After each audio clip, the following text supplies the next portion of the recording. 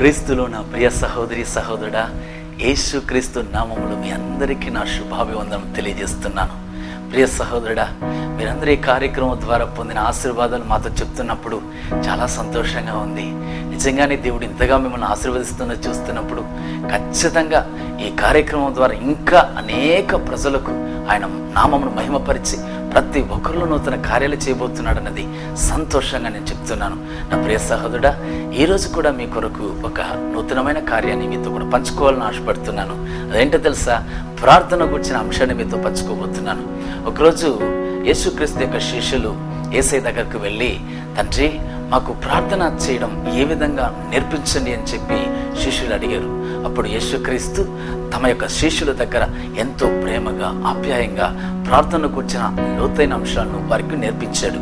ప్రార్థన ఏ విధంగా చేయాలి, ఎందుకు ప్రార్థన చేయాలి అని కొన్ని అంశాలను కూడా యేసయ్య నేర్పించాడు. ఆ యొక్క యేసు నేర్పించిన కొన్ని కార్యాల నుంచి ఈ ప్రార్థన అంశాలను గురించి మీతో కూడా పంచుకోవాలని ఈ కార్యక్రమం ద్వారా నేను ఆశపడుతున్నాను. ప్రియ సహోదరుడా సహోదరి, ఈరోజు ఒక దౌర్భాగ్యమైన పరిస్థితి ఏంటో తెలుసా? చాలా మంది క్రైస్తవులకు ఈరోజు ప్రార్థన అంటే ఏంటో తెలియడం లేదండి. ప్రార్థన యొక్క లోతైన అంశం ఏంటి, ప్రార్థన అంటే అర్థం ఏంటి కూడా చాలా మందికి తెలియని పరిస్థితుల్లో ఉన్నారు.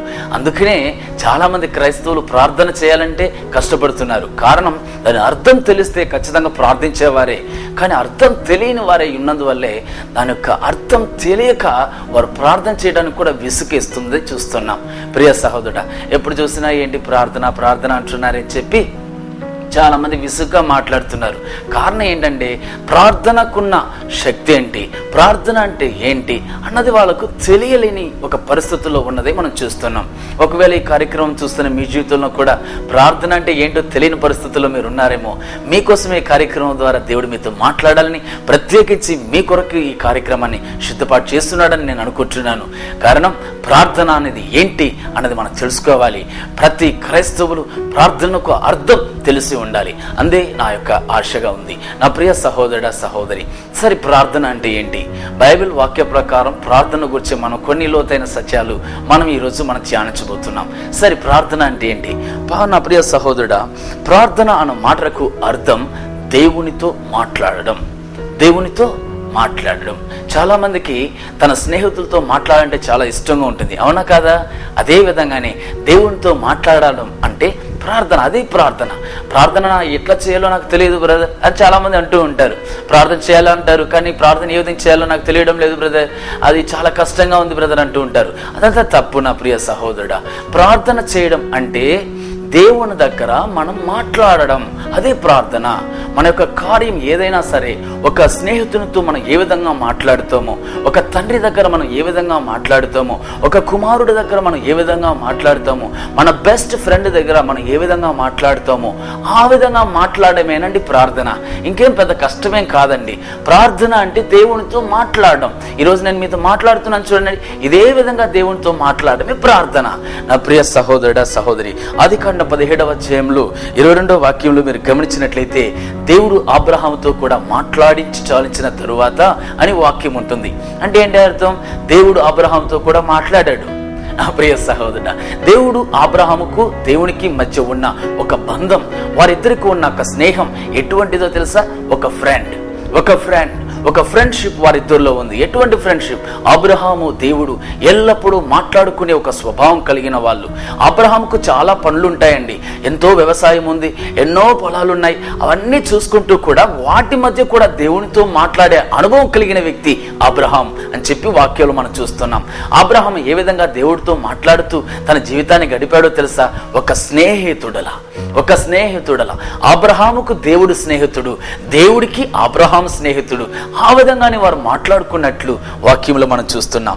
నిర్గమకాండ 33వ అధ్యాయంలో 11వ వాక్యం చెప్పబడుతుంది, మనుష్యుడు తన స్నేహితుడితో ఏ విధంగా మాట్లాడాడో అదే విధంగానే మోషేతో కూడా దేవుడు మాట్లాడాడు అని వాక్యంలో వ్రాయబడి ఉంది. నా ప్రియ సహోదరుడా, మనుష్యుడు తన స్నేహితునితో ఏ విధంగా మాట్లాడుతున్నాడో అదే విధంగానే దేవునితో కూడా మోషే మాట్లాడాడు. అదే విధంగానే మోషే దేవునితో కూడా మాట్లాడాడు. నా ప్రియ సహోదరుడా, వారిలో ఉన్న ఒక బంధం ఎటువంటిదో తెలుసా? స్నేహ బంధం. ఆ స్నేహ బంధానికి అర్థమే ప్రార్థన. నా ప్రియ సహోదరి సహోదరుడా, ఈరోజు చాలా మంది దేవునితో మాట్లాడంటే చాలా కష్టపడుతూ ఉంటారు. అయ్యో ప్రార్థన ప్రార్థన ఏంటి ప్రార్థన అనేసి. ప్రార్థన అంటే ఒక పెద్ద కష్టం కానే కాదండి. మీ స్నేహితులతో మీరు మాట్లాడుతున్నారా లేదా? అదే విధంగా మాట్లాడండి. మీకు చాలా మందికి స్నేహితులు అంటే చాలా చాలా ఇష్టం. చాలా మంది మీరు కుటుంబాలు చూసారంటే తల్లిదండ్రులు పిలుస్తారు, ఏ రండ్రా ఇంటికి రండి భోంచేయాలి రా అని పిలిచినప్పుడు వాళ్ళు అంటారు, లేదా మా ఫ్రెండ్తో మాట్లాడుతున్నాను, మాట్లాడి ఇప్పుడే వచ్చేస్తానమ్మా అంటారు. తర్వాత ఏం చేస్తారు, మరలా అరగంట చూస్తుంది తల్లి. తర్వాత అడుగుతారు, ఏరా ఇంకా టైం అవుతుందిరా, భోజనం సిద్ధమైపోయింది రారా అంటారు. వెంటనే అతను అంటారు, ఇంకొక అరగంటలో వచ్చేస్తానమ్మా, మా ఫ్రెండ్తో మాట్లాడుతున్నానమ్మా అంటారు. అంటే ఏంటి అర్థం? ఫ్రెండ్తో మాట్లాడేటప్పుడు సమయం ఏ విధంగా పోతుందో తెలియదు. అదేనండి ప్రార్థన. నీకు నాకు ఒక బెస్ట్ ఫ్రెండ్ ఉన్నాడు, ఆయన పేరు యేసు. హల్లెలూయా. నా ప్రియ సహోదరుడా, ఆ బెస్ట్ ఫ్రెండ్ అయిన యేసుతో కూడా మనం ఎందుకు మాట్లాడకూడదు? ఏ సమయంలో కూడా మాట్లాడొచ్చండి. మీరు ఒకవేళ పొలం పనులు చేస్తున్నారేమో, లేదు బిజినెస్ చేస్తున్నారేమో, లేదు కంపెనీలో ఆఫీస్కి వెళ్తున్నారేమో, కంపెనీలకు వెళ్తున్నారేమో, ఏదో ఒక చిన్న పని ఉండవచ్చు, పెద్ద పని ఉండవచ్చు. ఏ ఉద్యోగంలో ఉన్నా, ఎటువంటి పని చేస్తూ ఉన్నా మీరు దేవునితో మాట్లాడచ్చు. అది ఎట్లా సాధ్యం బ్రదర్? నేను పనిచేస్తున్న సమయంలో ప్రార్థన చేయడానికి నాకు సమయం దొరకదు కదా అని మీరు అడగచ్చు. మీకు ఒక మంచి ఆలోచన చెప్పాలని నేను ఆశపడుతున్నాను. ప్రియ సహోదరుడా, బైబిల్ గ్రంథంలో హానోక్ అనే ఒక దేవుని యొక్క సేవకుని గురించి వ్రాయబడి ఉంది. హానోక్ అనే వ్యక్తి 360 సంవత్సరాలు జీవించాడు. ఆ 360 సంవత్సరాల్లో 300 సంవత్సరాలు దేవునితో కూడా నడిచాడు, దేవునితో కూడా మాట్లాడాడు, దేవునితో కూడా ఉన్నట్లుగా మనం దేవుని వాక్యంలో మనం చూస్తున్నాం. ఇది ఎట్లా సాధ్యం అవుతుంది? 300 సంవత్సరంలో హానోకు దేవునితో కూడా మాట్లాడాడు, నడిచాడంటే ఇది ఎట్లా సాధ్యం బ్రదర్ అనుకోవచ్చు. ప్రియ సహోదరుడా సహోదరి, ఇది సాధ్యమవుతుంది, సాధ్యమవుతుంది. మీరు ఒకవేళ పొలం పనులకు వెళ్తున్నారనుకోండి, పొలం పనులకు వెళ్ళే సమయంలో మీరు ఎట్లా చేయాలి? ప్రార్థన చేస్తూ, నా ఫ్రెండ్ అయిన జీసస్ నాతో రండి, నేను పొలానికి వెళ్తున్నాను, మీరు కూడా నాతో రండి అని చెప్పి మీరు అడగండి, ప్రభు మీతో వస్తాడు. మీరు పొలంలో పని చేస్తూ ఉన్నారా? అప్పుడు కూడా దేవుని దగ్గర ఒక ఫ్రెండ్గా మాట్లాడండి. యేసయ్య, నన్ను ఇంకా మా కుటుంబంలో ఇటువంటి కార్యాలంతా ఉన్నాయి, వాటన్నిటి తొలగించండి అని చెప్పి యేసయ్య దగ్గర చెప్పండి. ఒక ఫ్రెండ్గా మాట్లాడి చూడండి. యేసయ్య, నాకు కొంచెం జ్ఞానం తక్కువగా ఉంది, నాకు జ్ఞానం ఇవ్వయ్యా అని చెప్పి అడగండి. ప్రభు ఖచ్చితంగా ఇస్తాడు. మీ బెస్ట్ ఫ్రెండ్ జీసస్, మీ బెస్ట్ ఫ్రెండ్గా యేసయ్య ఉన్నాడు. కాబట్టి మీరు పనిచేసే పనిలో కూడా యేసయ్య నీకు స్తోత్రం, యేసయ్య ప్రభు నాతో కూడా ఉన్నందుకే స్తోత్రం చెప్తూనే ఉండండి. ప్రభు మీతోనే ఉంటాడు, ప్రభు మీతో దగ్గరగా ఉంటాడు, మీతో కూడా మాట్లాడతాడండి. ఇటువంటి అనుభవం మీకు కలిగిన వారై ఉండాలి. ఏం పని చేసినా ప్రభు ఆలోచనలో ఉండండి, ప్రభుతో మాట్లాడుతూ ఉండండి, ప్రభువును స్తుతిస్తూ ఉండండి. ఎప్పుడైనా సరే ఏ పని చేస్తున్నప్పుడు కూడా మీరు దేవునితో మాట్లాడించండి. ఒకవేళ స్త్రీలు ఈ కార్యక్రమం చూస్తున్నారు చాలా మంది, మేమంతా ఎట్లా ప్రార్థన చేయొచ్చు బ్రదర్ అని అడగొచ్చు. ప్రియ సహోదరి సహోదరుడా, మీరు వంట పని చేస్తున్నారా? వంట చేసేటప్పుడు కూడా మీరు బెస్ట్ ఫ్రెండ్ జీసస్ ని పిలవండి. మీ కిచెన్ రూమ్ కూడా జీసస్ వస్తాడు. ఎస్, ఆమేన్, హల్లెలూయా. బెస్ట్ ఫ్రెండ్ అయ్యా, నీకు నాకు ఒక బెస్ట్ ఫ్రెండ్ ఉన్నాడు, ఆయన పేరు యేసు. ఆయనతో మాట్లాడడం ప్రారంభించారంటే అసలు సమయం పోయేది కూడా మనకు తెలియదండి. అంత ఒక అమూల్యమైన ఒక ఫ్రెండ్ మనకున్నాడు, ఆయన పేరు యేసు. మీరు వంట పని చేస్తున్నా, లేదు ఇల్లు ఊడ్చుచున్నా, లేదు ఏ పని చేస్తున్నా, ఏ బిజినెస్ చేస్తున్నా, ఏ కార్యం చేస్తున్నా, ఏ ఆఫీసులో వర్క్ చేస్తున్నా, యేసయ్య నీకు స్తోత్రం అయ్యా అని చెప్పి మీ మనసులో స్తుతిస్తూనే ఉండండి. యేసయ్య మీతోనే ఉంటాడు. హానోకు అదే విధంగానే 300 సంవత్సరాలు దేవునితో కూడా నడిచాడండి. అటువంటి అనుభవం మనకు కలగాలని దేవుని చెప్తున్నాడు. ప్రార్థన అనేది మనకు చాలా ఇంపార్టెంట్. ఈ ప్రార్థన అనే అర్థం దేవునితో మాట్లాడడం. దేవునితో మాట్లాడే అనుభవం కలిగిన మన జీవితాల్లో ఏ ఆటంకం ఉండదండి. కారణం బెస్ట్ ఫ్రెండ్ జీసస్ మనకున్నాడు కాబట్టి ఏ ఆటంకం లేకుండా మనం నడిపించడానికి శక్తిమంతుడై ఉన్నాడు. హల్లెలూయా.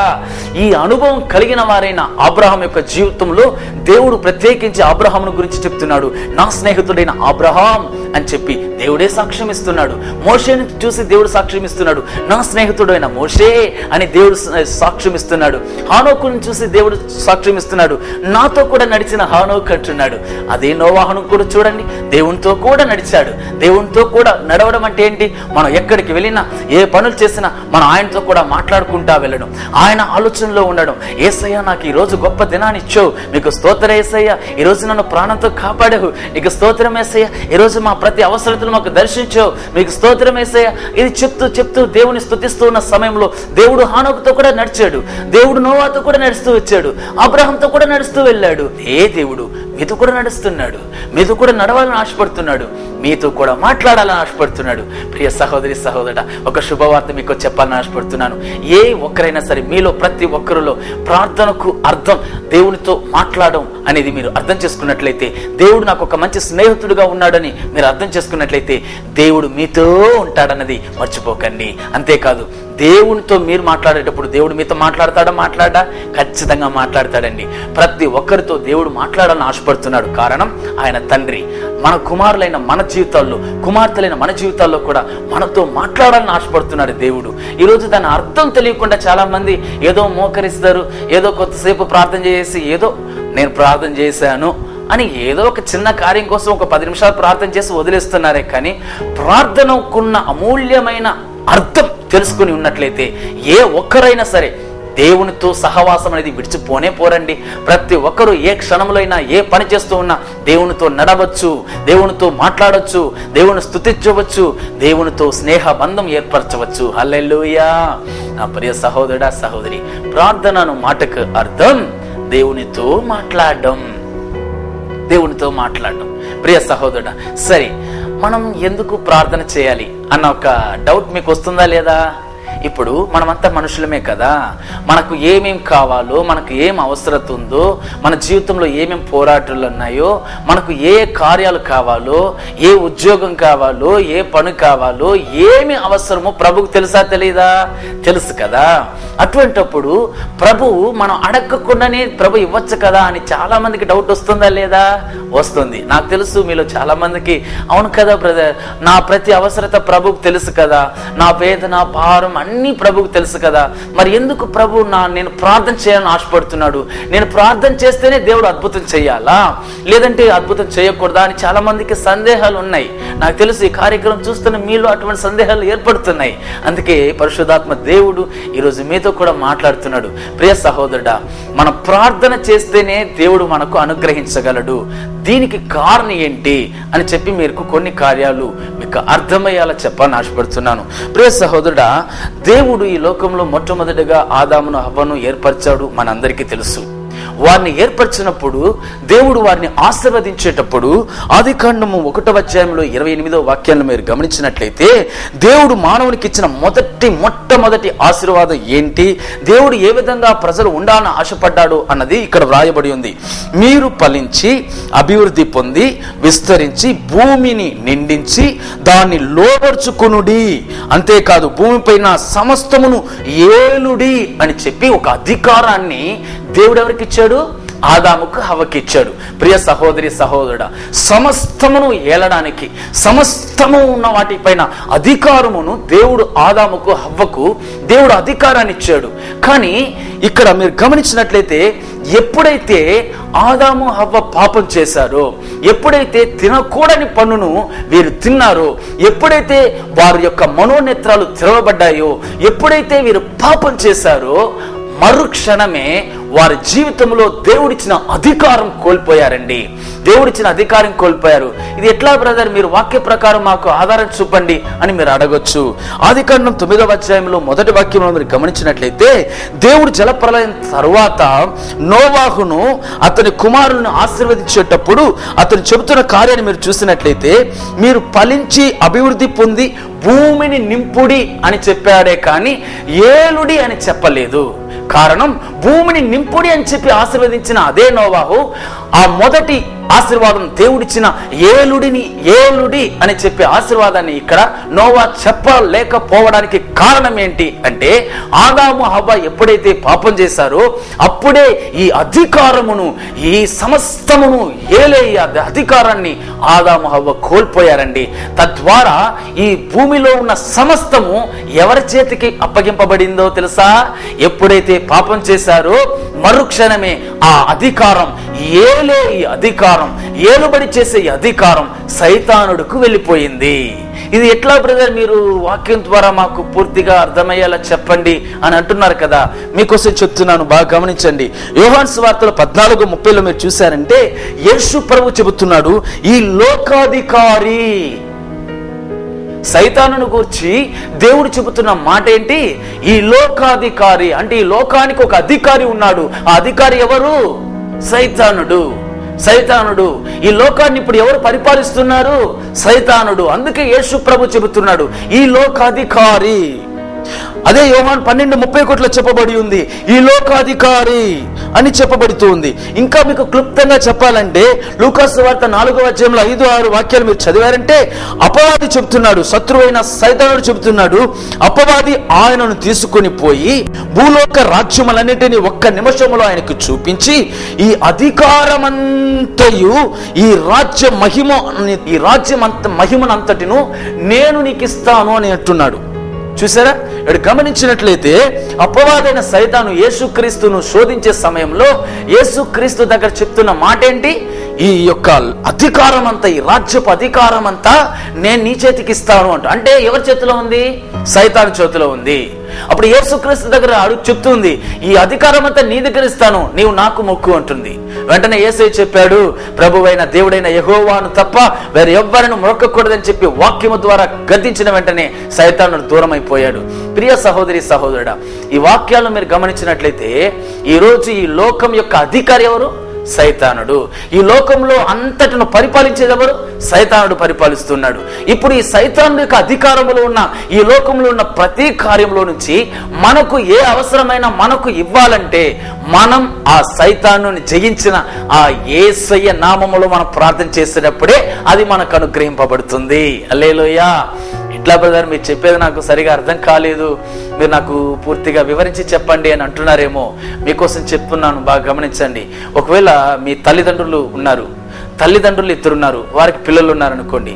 తల్లిదండ్రులు నన్ను చూసి మీరు మా ఇంటికి రాకూడదని చెప్పి నాకు మీ తల్లిదండ్రులకు మధ్య ఒక విరోధం ఏర్పడి, నాకు మీ తల్లిదండ్రుల మధ్య ఒక గొడవ వల్ల మేం మాట్లాడలేకుండా నేను మీ ఇంట్లోకి రాలేకుండా ఉన్న పరిస్థితుల్లో ఉన్నప్పుడు, కుమారుల చేత కానీ కుమార్తె చేత కానీ నేను ఫ్రెండ్గా మార్చబడినప్పుడు, మీరు కుమారులుగా కుమార్తెలుగా మీరు ఎప్పుడైతే నన్ను పిలుస్తారో నేను మీ ఇంటికి రావడానికి అవకాశం ఉంటుందా ఉండదా?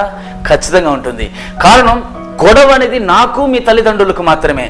ఇప్పుడు మీకు పిల్లలకు నాకు ఏ యొక్క గొడవ లేదు, అంత మనకు ఫ్రెండ్షిప్ ఉంది. ఇప్పుడు మీరు నన్ను పిలిచిన బట్టి నేను రావచ్చా రాలేనా? ఖచ్చితంగా రావచ్చు.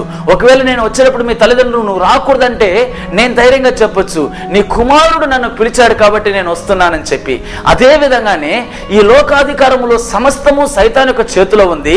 కానీ ఎప్పుడైతే యేసు నామములో నాకు ఇది కావాలి అని నేను అడిగేటప్పుడు యేసయ్య మన కోసం కార్యం చేస్తాడు. అప్పుడు సైతానుడు అడగలేడు. కారణం, యేసయ్య ద్వారా మనం పొందబోతున్నాం. యేసయ్య దాన్ని జయించాడు కాబట్టి వాటిని మనకి ఇవ్వడానికి, సహాయం చేయడానికి అవకాశం ఉంటుంది. హల్లెలూయా. అందుకే ప్రార్థన ఖచ్చితంగా మనం చేస్తేనే అద్భుతం జరుగుతుంది.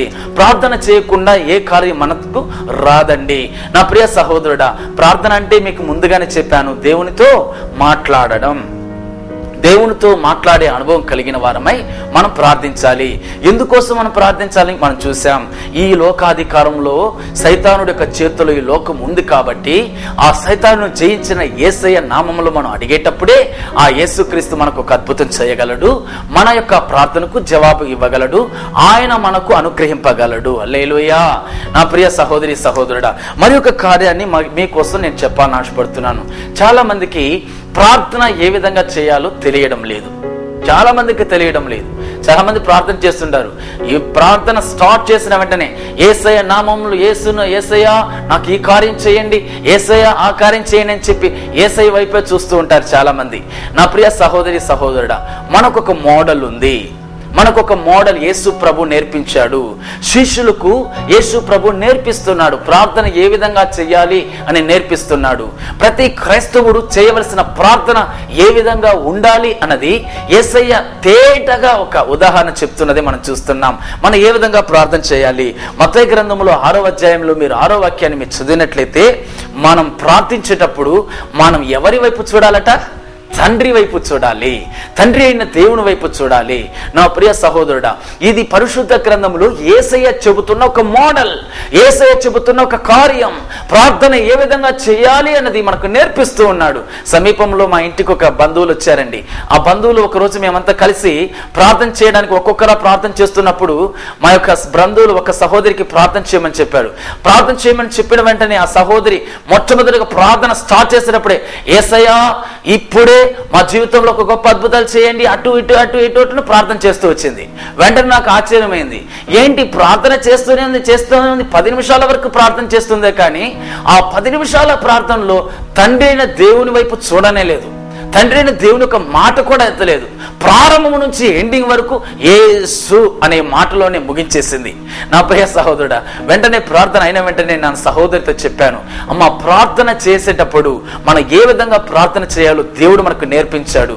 మొట్టమొదటిగా మనం ప్రార్థన చేసేటప్పుడు పరలోకమందున్న మా తండ్రి అని తండ్రి వైపు చూసి ఆ తరువాత యేసునామంలో అడగాలి అని చెప్పి ఆ సహోదరితో నేను చెప్పాను. నిజమే నా ప్రియ సహోదరి సహోదరుడా, ఈరోజు ప్రార్థన అంటే ఏంటో తెలియకనే చాలా మంది ప్రార్థన చేస్తున్నారు, అందుకే ప్రార్థనలకు జవాబు రావడం లేదు. హల్లెలూయా.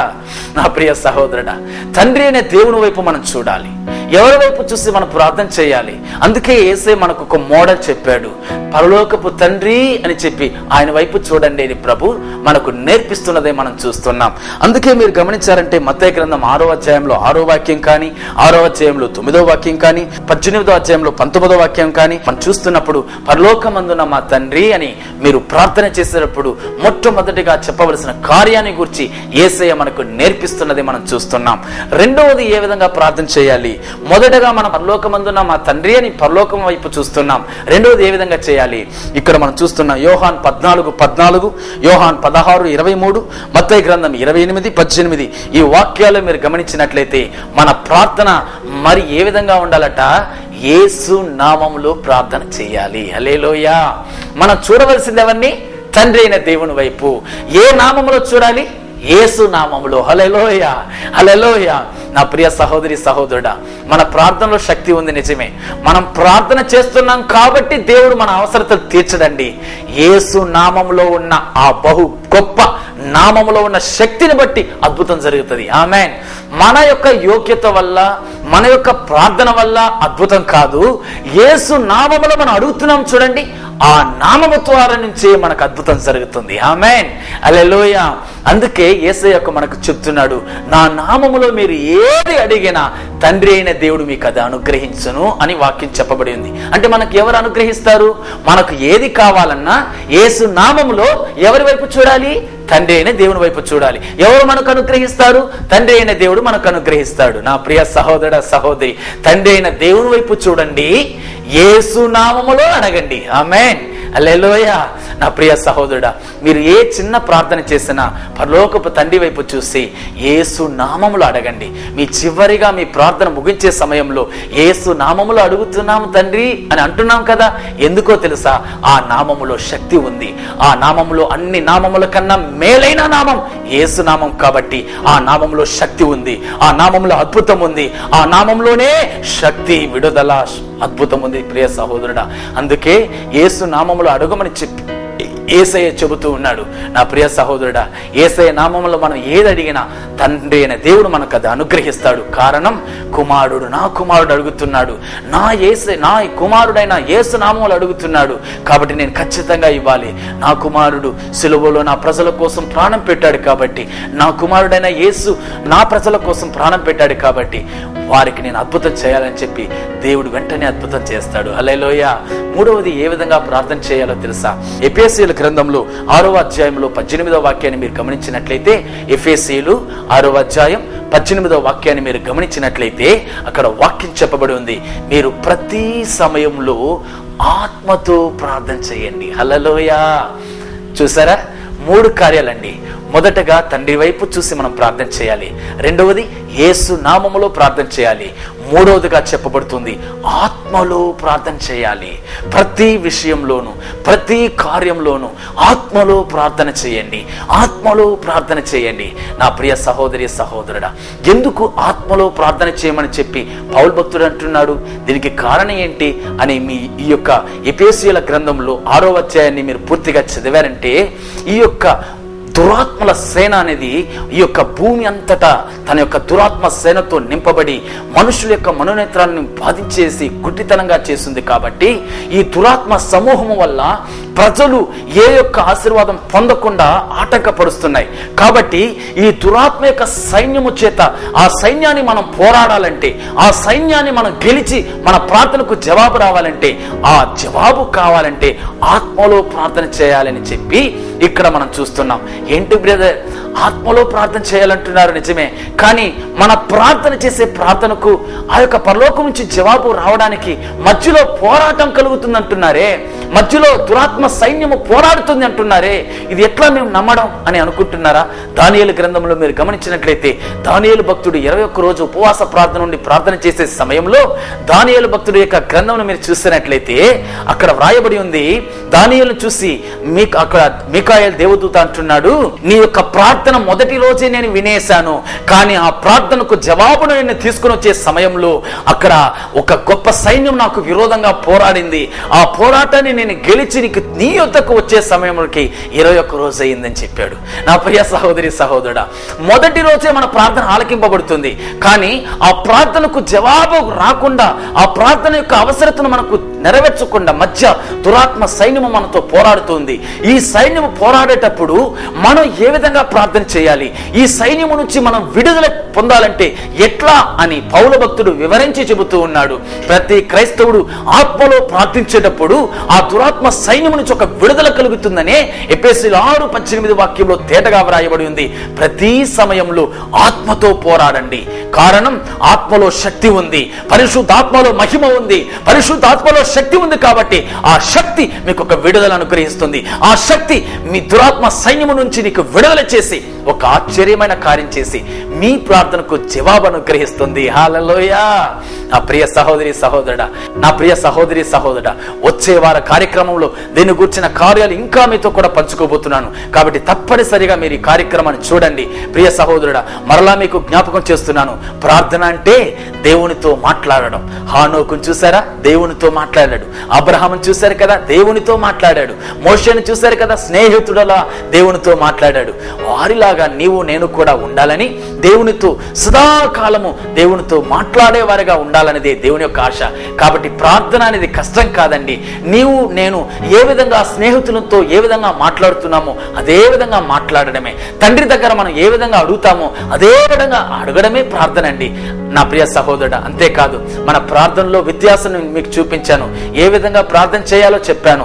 మొదటగా తండ్రి వైపు మనం చూసి ప్రార్థన చేయాలి. రెండవదిగా యేసు నామములో ప్రార్థన చేయాలి. మూడవదిగా పరిశుద్ధాత్మలో నింపబడి ప్రార్థన చేయాలి. అటువంటప్పుడు ఖచ్చితంగా మన ప్రార్థనకు జవాబు వస్తుంది. ఆమేన్. హల్లెలూయా, హల్లెలూయా. ఒక్క నిమిషం మనం ప్రార్థన చేస్తామా? పరిశుద్ధ తండ్రి, నజరేయుడైన యేసుక్రీస్తు నామంలో మీ వైపు కనులెత్తు చూస్తున్నామయ్యా. అబ్రహాము యొక్క దేవుడవు, ఇస్సాకు యొక్క దేవుడవు, యాకోబు యొక్క దేవుడు అయిన మా తండ్రి, యేసయ్య నామములో ఈ కార్యక్రమం చూస్తున్న ప్రతి వారి జీవితంలో కూడా ఈ రోజు మీరు మాట్లాడినందుకై స్తోత్రం. అబ్రహాముతో కూడా నడిచిన అదే దేవుడు, మోషేతో కూడా మాట్లాడిన అదే దేవుడు, హానోకుతో కూడా నడిచిన అదే దేవుడు ఈ రోజు ఈ కార్యక్రమం ద్వారా ప్రభు ప్రతి ఒక్కరి జీవితాలతో కూడా మాట్లాడారు. ప్రభు, ప్రార్థన అంటే దేవునితో మాట్లాడే అనుభవం అనే ఒక లోతైన సత్యాన్ని మీరు మాట్లాడారు తండ్రి. వారితో కూడా ఈరోజు మాట్లాడారు. ఈరోజు ప్రార్థన అంటే అలక్ష్యంగా చూసే ప్రతి ఒక్కరి యొక్క జీవితంలో నూతన కార్యం జరుగునుగాక. ప్రార్థన అంటే ఒక స్నేహితులతో మాట్లాడమే అని చెప్పి సంతోషంగా, ఒక తండ్రితో మాట్లాడమని చెప్పి ఆనందంగా వారి జీవితంలో ఈ రోజే ప్రార్థన చేయడానికి ఒక తీర్మానం, గట్టి నిర్ణయం యేసు నామములో తీసుకొనుగాక. ప్రభు వారిని ఆశీర్వదించండి. ప్రతి ఒక్కరిని ప్రార్థన వీరులుగా మార్చండి. యేసయ్య నామములో తండ్రి, ఆమేన్. ప్రభు మిమ్మల్ని ఆశీర్వదించుంటాడని నమ్ముతున్నాను. మరవకండి, వచ్చే కార్యక్రమంలో కూడా దీని యొక్క పూర్తి వివరాలు మీకు చెప్పాలని ఆశపడుతున్నాను. ఎవరు సమయాన్ని మాత్రం వృధా చేయకుండా ఖచ్చితంగా చూడండి. ప్రభు మిమ్మల్ని ఆశీర్వదించు.